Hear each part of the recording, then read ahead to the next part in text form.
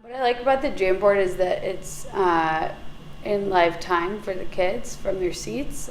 So as I am doing something on the board, whether it's annotating or working on something with grammar, they can see it happen as I'm working on it. And then on top of that, I like that those notes are automatically accessible to them through the app. So even if they're at home or even later in the day, they can open the app again and everything we did in class is all in one spot. So it keeps them organized as well.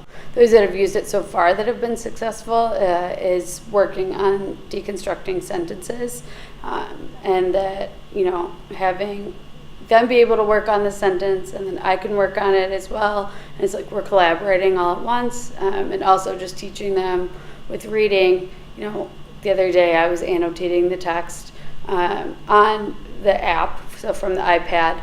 And as I was annotating it, they could see it in front of them showing up and they were able to put it down in their book as well. So it's bringing what I would do up on the board right in front of them, which makes them engage with the material on a different level than before.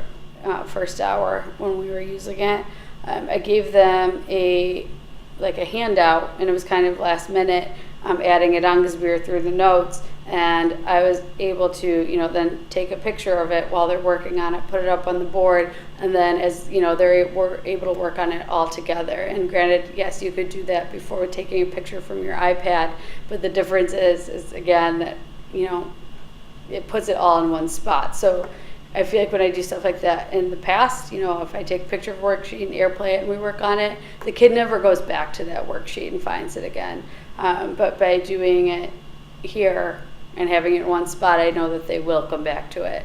And I think it also allows you to be able to be more mobile around the room as you're teaching as well. And that's the biggest thing to me about the way that it changes, the way that I teach. So even if I could be writing on the Jamboard from my iPad and not up in the front of the room. So I could be walking around as they're working and can be adding notes as well. And that's something that, limits you in a traditional classroom. Before, I always tried to walk around while I was teaching, but then I'm running back up to the front of the room to write on the board again.